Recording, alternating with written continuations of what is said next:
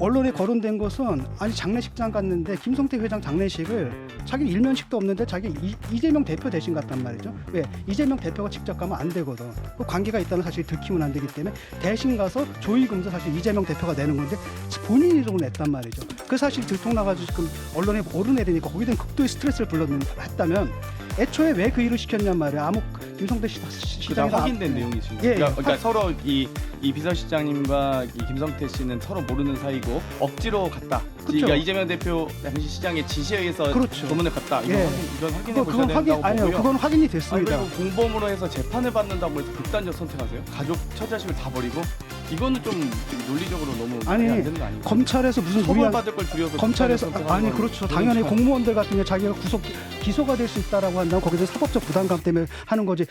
그 검찰에서 조사받는 건 진짜 녹화 조사거든요. 딱 한 차례 받았고 다음 소환 계획도 없었대. 유족에 따르면 딱 한 차례 받았고 그 녹화가 돼 있습니다. 그걸 보고 거기서 무리한 수사라든지 얘기를 하시라는 거죠. 그 유족에 따르면 그 다음에 소환을 뭐 안 받았다는 소환에 거죠. 관련된 건 검찰이 딱 한 차례. 아니 물론 당연히 이 여러 가지 구속에 네. 대한 이 여러 스트레스는 있을 수 있습니다만 네. 본인이 억울함을 호소하셨고 결백을 주장하고 있는 건 분명한 이 팩트 그렇죠. 아니겠습니까? 그러면 이분이 억울하고 이 결백을 주장하고 있는데 왜 극단적 선택을 해야 돼요? 당연하죠. 왜냐하면 이재명 왜 대표 검찰이 그러면 이 결백을 주장하신 분에 대해서 강압적이고 잔인한 수사를 계속 이어가야 됩니까? 아니 검찰이 그러니까 무슨 저는 잠깐만요. 예. 검찰은 딱 한 번 조사했을 뿐이다. 12월 15일 날 작년 12월 네. 15일 한 차례 했고 녹화가 돼 있어요. 그다음에 아직 기소도 안 됐고 다만 공범으로 지금 공소장에 적시가 된 상태고요. 그다음 또 하나는 뭐냐면은 이분이 왜 그러냐 간단합니다. 자기는 한 거 없거든요. 정진상 시장 따라서 간 거야. 60억 달라고 간 건데 그 자리에 따라간 겁니다. 부하직원으로 따라갔을 뿐이에요. 그런데 그걸 시킨 사람은 자기는 책임 없다고 빠지면은 그 책임을 누가 져야 되는 자, 겁니까? 그러면 부하직원이 지는 거고 실속 수사에 대해서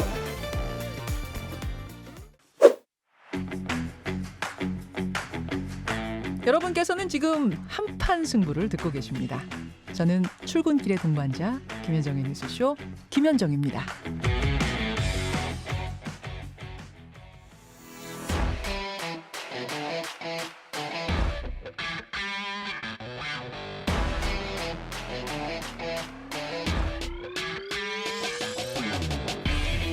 네, 이재명 민주당 대표의 경기도지사 재직 기간에 초대 비서실장을 지냈던 전모 씨가 어젯밤 자택에서 숨진 채 발견이 됐습니다. 최근 언론에 자신의 이름이 거론되는 것에 대해서 극도의 스트레스를 호소했다고 하죠. 자, 한편 이재명 대표는 검찰의 압박 수사가 사망의 원인이라는 점을 강조했습니다. 전직 비서실장의 죽음에 대한 민주당의 입장을 들어보려 합니다. 자, 그래서 이분을 모셨습니다. 장경태 더불어민주당 의원님 모셨습니다. 안녕하십니까? 네, 안녕하세요. 장경태입니다. 네, 사실 이 수신료 문제나 이런 거를 원래 좀 더 여쭤보고 했어야 되는데 그 말씀도 잘 들었는데 오늘 이 이야기를 먼저 해보겠습니다. 자, 안타까운 소식이 전해졌습니다. 초대 비서실장의 사망 어떻게 보셨습니까? 먼저 고인의 명복을 빌고요. 네. 여러 가지 이 검찰 수사에 협조적인 분들은 바로 석방이 되고 또 물론 협조적이면서도 본인 이 검찰 수사에 호의적인 어떤 증언을 할거나 이런 분들에 대해서는 석방이 되고 김만배 씨처럼 뭐 이 천하동인과 이재명 대표는 전혀 관계가 없다 이런 식으로 우호적이지 않을 경우에는 이 다시 구속해서 다시 기소까지 하는 등의 모습들을 보고 있습니다. 벌써 이렇게 이 잔인한 수사가 정말 이렇게 5번째 이루어지고 있는데요. 다시는 이런 수사 방식이 다시 이루어지지는 않았으면 좋겠고요. 지속적으로 이분께서 고인께서 이 결백을 주장하시면서 억울함을 호소하셨던 것 아니겠습니까? 그렇다면 정말 극단적 선택을 하게 된 이유가 무엇인지 네. 다시 한번 좀 면밀히 살펴봤으면 좋겠습니다. 그거는 국민들 다 알고 있잖아요. 극단적 선택을 한 건 이재명 대표가 하라는 대로 했는데 이재명 대표는 책임을 안 지고 하니까 이분이 그 책임을 덤터기 쓰게 되는 거니까 거기에 대한 사법적인 처리에 대한 부담감 때문에 스스로 목숨을 끊은 거고 언론에 자신의 이름이 거론되는 것에 대해서 극도의 스트레스. 근거 있으세요? 근데 그걸 그렇게 말씀하시면 안 아니, 되고요. 잠깐만요. 아니요, 잠깐만요. 제 말이 안 끝났으니까. 근데 그렇게 말씀하시면 네. 이재명 대표 주변 측근들을 다 털고 있고요. 만약에 이분이 그러니까 만약에 진실로서 이재명 대표와 별개다. 네. 뭐 이제 모든 게 다 이재명 대표 탓이다 그러면 이재명 대표 증언하면 되죠. 그리고 검찰 수사에 협조하고 검찰이 원하는 대로 증언을 하고 풀려나오면 됩니다. 근데 왜 극단적 선택을 할 수밖에 아니 없나요? 성남 FC에서 지금 뭐가 됐습니까? 성남 FC 기소장에서 공범으로 적시가 됐잖아요.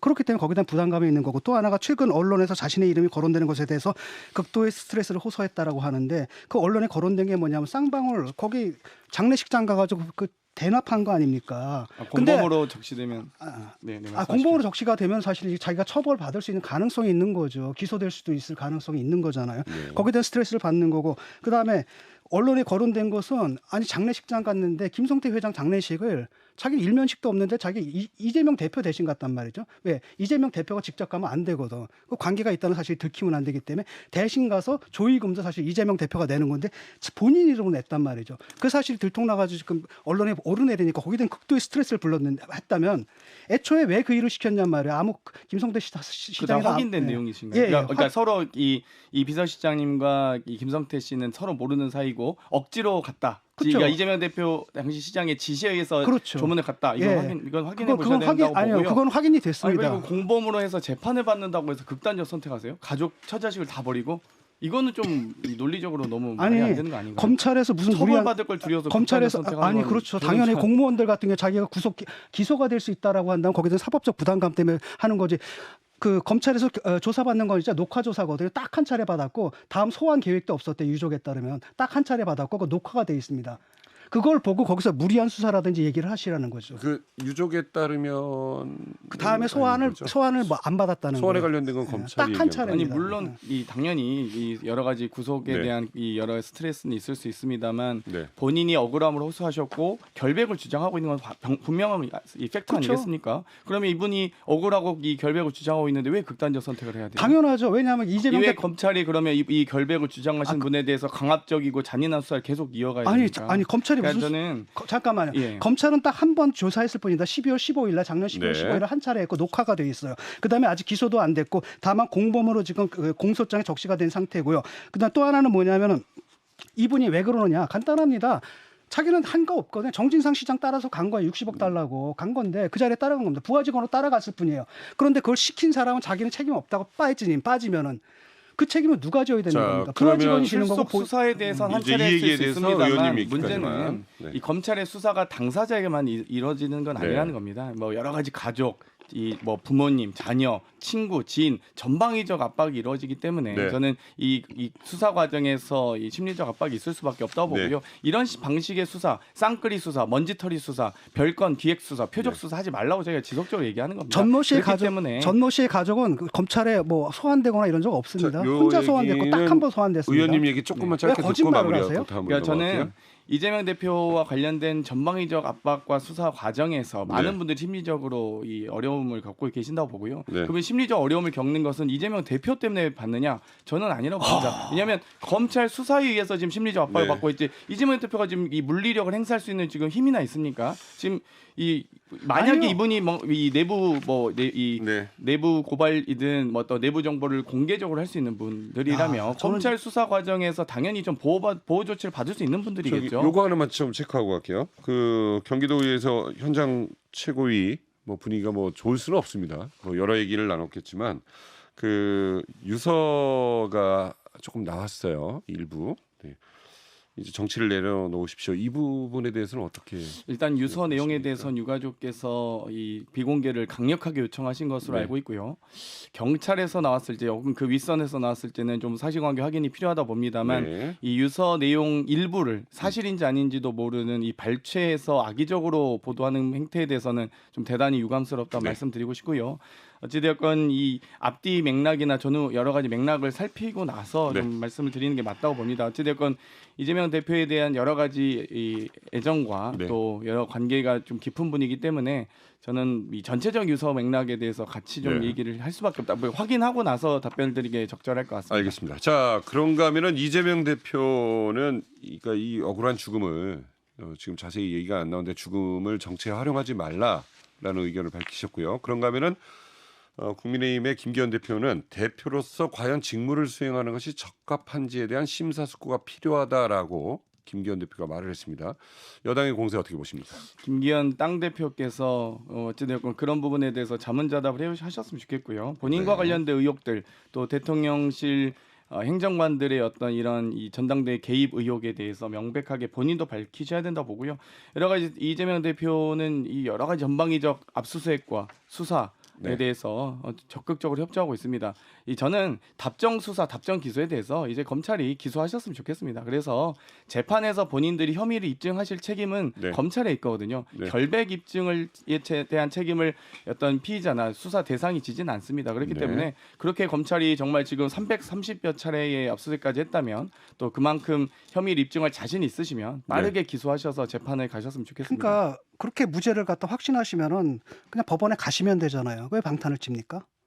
저희가 이게 체포 동의안은 수사 동의안이거나 네. 여러 뭐 재판 동의안이 아닙니다. 그러니까 불구속 수사의 원칙을 지키자는 이 동의안이거든요. 그렇기 때문에 저희는 수사도 적극적으로 협조하고 있고요. 뭐 자택이나 계좌나 뭐 성남시청, 경기도청, 중앙당사, 국회 본청할 것 없이 다 수사했습니다. 그리고 또 여러 가지 이 도주의 우려나 증거인멸의 우려가 없기 때문에 이미 인멸할 증거가 없는 거 아니겠습니까? 그렇기 때문에 저희는 재판 동의안이 그거는 아닙니다. 민주당의 기소 동의안도 입장이고 아니고요. 그건 민주당의 네. 입장이고 검찰의 입장은 다르거든요. 그렇기 때문에 법원 가서 그걸 구속할 만한 사안인지 아닌지 평가를 받자라는 거잖아요. 근데 왜 그 평가를 못 받게 해요? 불구속 수사 원칙인 이유는 재판 과정에서 충분히 방어권을, 그러니까 여러 변호인단과 함께 충분히 방어권을 보호받고자 하는 이 헌법적 조치입니다. 네. 그렇기 때문에 저는 뭐 우리가 대통령 보고 불소추 특권 활용하지 말라 이렇게 요구하지는 않잖아요. 마찬가지로 아니, 저희가 국회의원으로서 불체포 특권에 대해서 여러 가지 그 권리를 주장하고 있는 것이기 때문에 저는 이제 재판 동의안, 뭐 기소 동의안이 아니다. 기소하시면 네. 하시고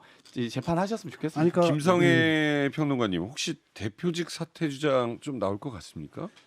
저는 당장은 어렵다고 봅니다. 네. 비명계랑 반명계, 뭐 친명계 이렇게 그룹이 있다라고 보면 당내의 다수 계파들의 대부분은 지금 현재 이재명 대표의 사퇴에 대해서 요구하고 있지 않아요. 왜냐하면 지금 당장 사퇴하면 전당대회를 새로 치러야 하는데 전당대회를 새로 치르는 조건에서 여전히 당원의 구성이나 이재명 대표의 네. 지지도 등을 고려하면 비명이나 반명계가 뭐 이 당권을 가져올 수 있는 네. 지금 상황도 아니고 비대위로 가서 1년 넘게 운영을 할 수 있는 상황도 아니기 때문에 네.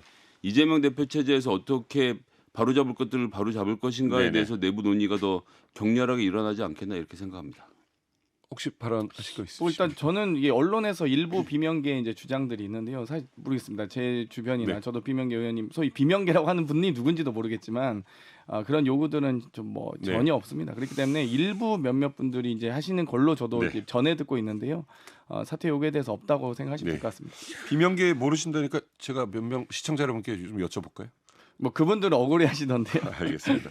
자, 그런가 하면은 더불어민주당이 어제 김건희 여사의 도이치모터스 주가 조작 의혹과 코바나 콘텐츠 전시회 대가성 후원 의혹에 대한 특검 법안을 발의했습니다.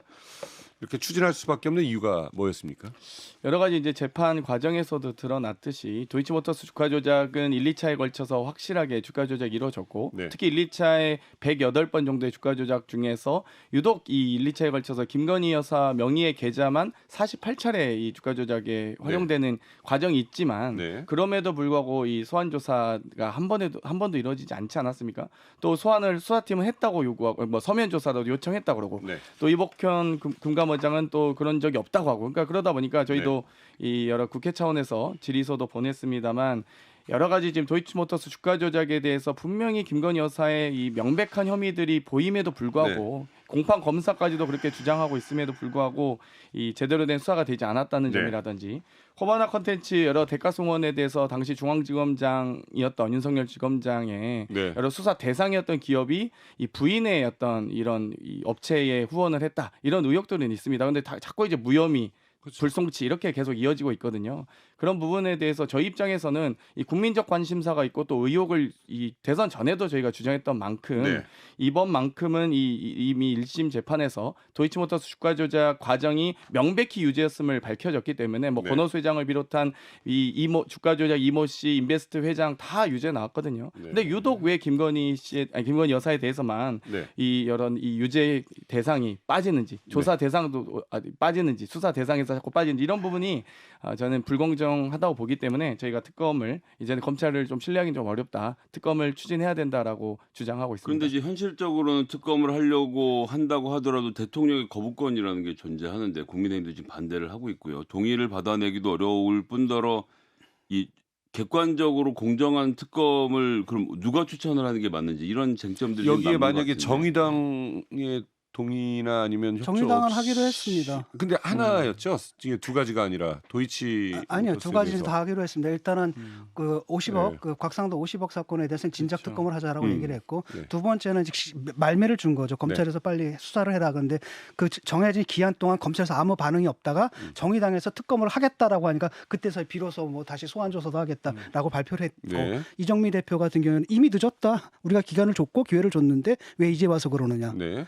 이제 반응을 보이는 맞습니다. 거고요. 그러니까 50억 클럽 특검에 대해서는 이제 정의당 입장에서도 네. 아무리 봐도 90년대생 30대 초반이 6년여 근무했다고 해서 퇴직금 50억 받는 거는 말도 안 된다고 생각하기 때문에 그것도 무죄가 나오지 않았습니까? 그러다 보니 이제 먼저 정의당에서 앞서서 또 말씀하셨던 것 같고요. 네. 이 코바나 컨텐츠 의혹에 대해서도 저희는 이제 김건희 특검을 요구했습니다만 여러 이제 경력 학력 위조부터 해서 여러 의혹들이 있습니다만 최소한 주가 조작만큼은 이건 이 특검이 필요하다라는 공감대가 있고요. 또 네. 정의당 입장에서도 여러 가지 검찰의 수사를 기대했던 것도 있었습니다. 근데 여러 이 현장 방문도 하시고 여러 조사 과정에서 또 검토 과정에서 네. 검찰이 제대로 수사할 가능성이 매우 낮다고 판단하신 것 같습니다. 그러면서 저희가 논의를 하고 있고요.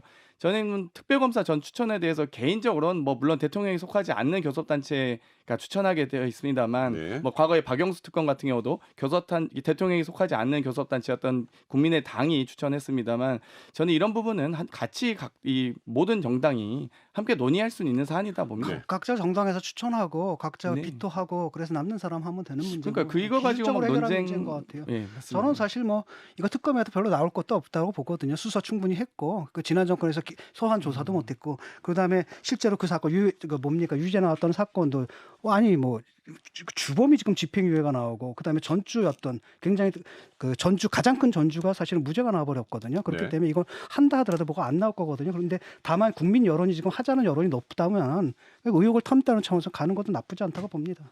네.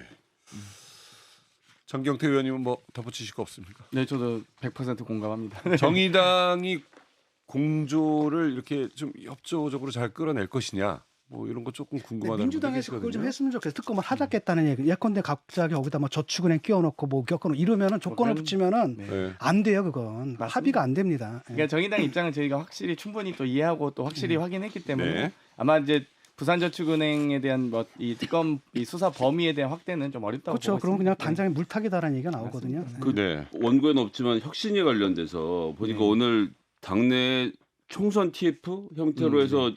총선 룰을 정하는 일종의 TF인 것 같더라고요. 이가 발족을 했고 지금 혁신위원장 아직도 하고 계시잖아요. 그렇죠. 네. 2년 가까이 하고 계시죠. 한 1년 넘게 하셨던 뭐 것 대선 같은데. 전에도 했고 대선 전부터 지금도 하고, 계속 네. 작업을 해오시는데 그럼 지금 혁신이랑 TF랑 약간 충돌하는 거 아닙니까?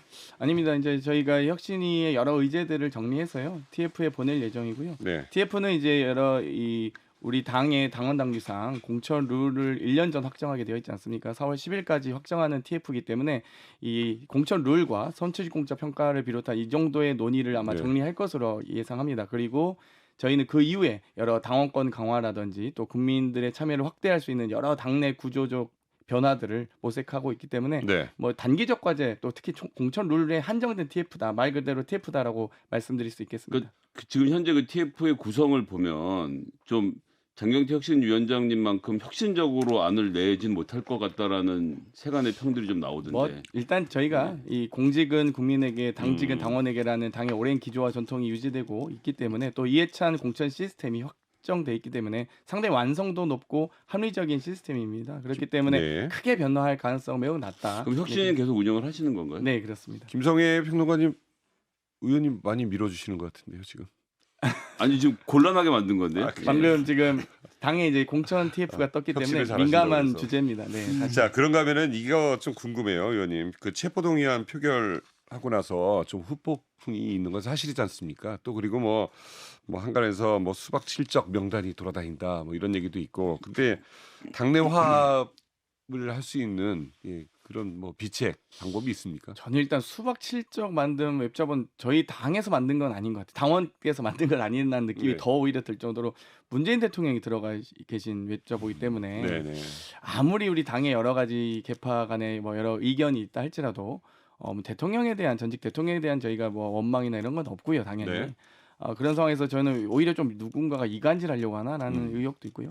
여러 체포 동의안 과정에서는 여러 입장은 좀 분분했습니다. 물론 저희가 무효표나 기권표가 30표 정도 있을 수는 있다 이렇게 네. 예상은 했었는데 어찌되건 가결이나 기권 무효표가 일부 나온 걸 보면 보다 더 저희가 더 당의 지도부는 당연히 더 낮은 자세로 절박하게 또 이 동료 의원님과 당원들께 더 가까이 다가가기 위해서 노력하는 건 당연한 거거든요. 30표라고 하지만 그게 굉장히 큰 차이잖아요. 물론 근데 다들 이제 주목을 30표에 하시지 138명의 음. 단단한 우리 의원님들의 단결력에 대해서는 주목하지 않으셔서 아쉬운데요. 네. 어찌되건 또 그런 분들의 의견 또한 저희가 더 듣기 위해서 노력하고 있습니다. 자, 차기 원내대표 선거가 5월에 치러질 전망입니다. 지금 뭐 물밑으로 선거 운동을 하고 계신 분들이 있다는 소리도 들리고요. 차기 원내대표 어떤 역량이 있어야 한다고 생각하십니까? 저는 개인적으로 21대 국회가 네. 국민들께서 민주당의 180석이라는 정말 압도적 의석을 몰아주셨습니다. 네. 아마도 새로운 대한민국 그리고 제대로 된 대한민국을 또 기대하시고 네. 보다 더 좀 더 개혁적인 대한민국을 원하셨으리라고 생각합니다. 네. 아마 기존의 대한민국을 그대로 유지하라고 저희한테 의석을 많이 주진 않으셨을 거거든요. 그렇기 때문에 저는 이제 21대 국회의 마무리 사기인 만큼 이 마무리를 할 수 있는 좀 마무리 구원투수가 좀 필요하다 네. 이렇게 보고 있고요. 보다 좀 더 개혁적 원내대표, 혁신성 있는 원내대표가 나왔으면 좋겠다는 개인적 소망은 있습니다. 뭐 친명 비명 이거 자꾸 이렇게 거론하긴 좀 뭐합니다만은 전해철 이 의원이 원내대표 불출마 선언을 했기 때문에 이거 뭐 사실 좀 많은 언론에서 궁금해하고 있어요. 예. 불출마 선언 어떻게 보셨습니까? 일단 원내대표 선거 같은 경우는 정말 이 사람 속은 모르듯이 네. 전혀 알 수 없는 선거거든요. 그러니까 단순히 계파로 선거가 이루어지지도 않고요. 네. 개별 의원들 간의 친송관계가 분명히 엄연히 존재합니다. 네. 그렇기 때문에 정말 이건 모르는 선거다라고 다시 한번 말씀드릴 수 있을 것 같고 오히려 이제 전해철 의원님께서도 본인의 등판이 네. 현재 당내 이 여러 이 화합과 통합을 이뤄내는데 조금 또 혹시나 하는 이 빌미를 줄 수 있다라고 우려를 하셨던 것 같고요. 네. 그래서 좀 더 대승적 결단을 하신 게 아니냐라는 좀 그런 생각도 듭니다. 그래서 이 그런 구도를 굳이 만들지 않기 위해서 네. 좀 결단을 내리신 것 같습니다. 장경태 의원께서 방금 전에 개혁적 원내대표라는 표현을 하셨는데 개혁적 원내대표라는 건 어떤 의미를 두고 저희가 말씀하셨습니까? 여러 이제 21대 국회 때 일단 가장 중요한 건 공약을 지키는 걸 텐데요. 네. 저희가 21대 총선 당시에 국민께 약속했던 공약들이 있습니다. 네. 그리고 그 공약들을 조금 부족하거나 아직 좀 추진하지 못한 것들이 있거든요. 네. 또 공약하지 않았더라도 이번에 난방비에 대한 에너지 바우처라든지 네. 또 이번에 아직 본회의 통과가 안 됐습니다만 양복관리법이라든지 앞으로 현안들이 몇 가지 민생 현안들이 많이 남아 있습니다. 네. 그렇기 때문에 저는 이번 마지막 사기 때 물론 이제 정부와 국민의힘과도 함께 논의를 해야 됩니다만 최대한 좀 더 설득하고 네. 좀 더 인내심을 가지고 개혁적 의제 또 민생 의제에 대해서는 좀 더 추진력을 갖추고 봐줬으면 좋겠다 이런 생각합니다. 근데 물론 아니라고 하겠지만 아까 우리 김성애 평론가님도 말씀하셨는데 좀 이렇게 삼지대라는 거기 있는 의원님들도 말씀을 하셨어요. 가능한 얘기죠. 네. 더듬는 거 보니까 아니시라고. 아니 근데 제가 친명 후보라고 할 만한 분들이 네. 딱히 없습니다 사실.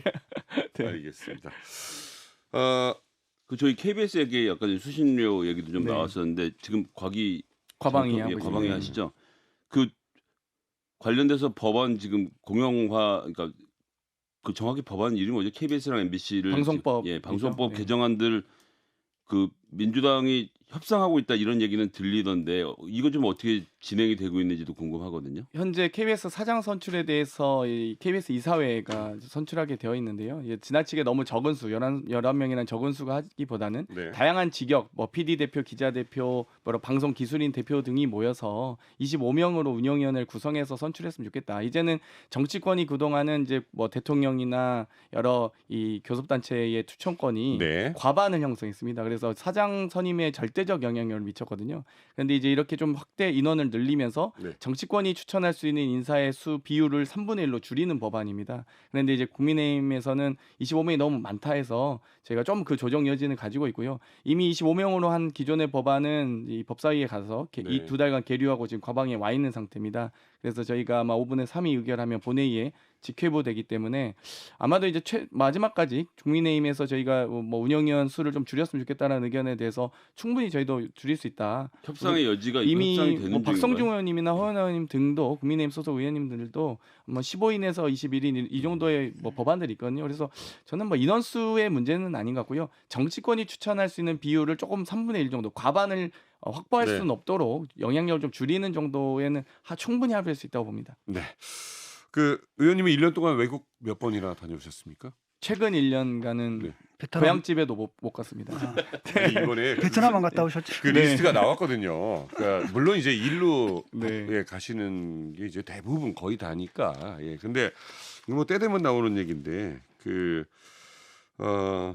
더 좋은 미래에 베트남 출장 뭐 외유성이 있다. 이 소식 들어보셨어요? 뭐 당연히 저도 사실 언론을 통해서 보긴 했는데요. 네네.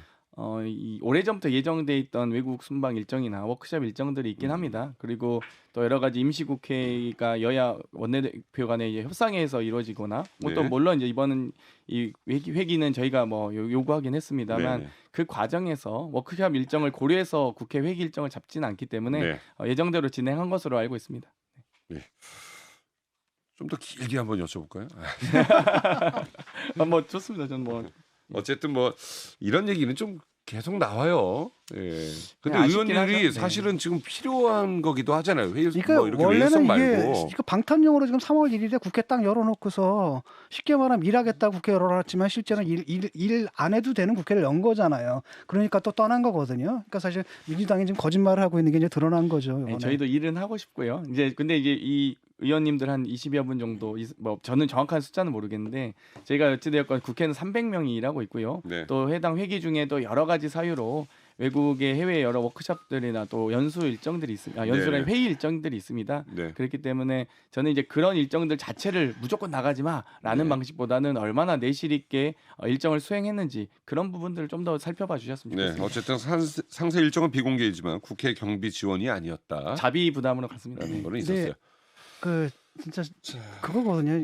그 다시 또 체포 동의안 또 넘어올 겁니다. 내가 볼 때 분명히 그렇죠. 그냥 건이 두 개가 남았지 않습니까? 라고 한다면 그때도 또 다시 방탄을 칠 것인가? 아니면 이번에 이재명 대표가 결단하셔가지고 네. 그냥 정말 법원에 가가지고 정말 무고하다면은 자기가 밝히면 되잖아요 거기서. 30초 드리겠습니다. 그래서 저는 이제 뭐 체포동의안도 검찰이 자꾸 이렇게 이 국회의 방탄 이미지를 씌우기 위한 체포동의안 주는 게 아니라 저는 빨리 기소하시면 되거든요. 그러니까 기소를 하는 거는 국회 회기 일정과 관계가 없고 네. 기소를 기소를 해서 재판은 회기 중에도 가능합니다. 그렇기 때문에 아니 뭐 이번 달 안에라도 검찰이 기소해서 바로 재판에 들어가면 저희는 당연히 이제 그건 재판은 체포동의안과 관계가 없기 때문에 네. 저는 재판을 통해서 진실을 아니 밝혀놨으면 백현동 좋겠습니다. 정자동 쌍방울은 지금 아직 그 수사가 안 끝났고 이거 따로 돼야 되거든요. 그게 네. 그러려면 체포동의안이 또 올 텐데. 근데 이게 자, 구속 시간이 동의안이기 때문에 아쉽게도 다 됐네요. 오늘도 감사합니다. 더불어민주당 장경태 의원과 함께했습니다. 감사합니다. 네, 감사합니다. 좋아요? 구독! 알림 설정.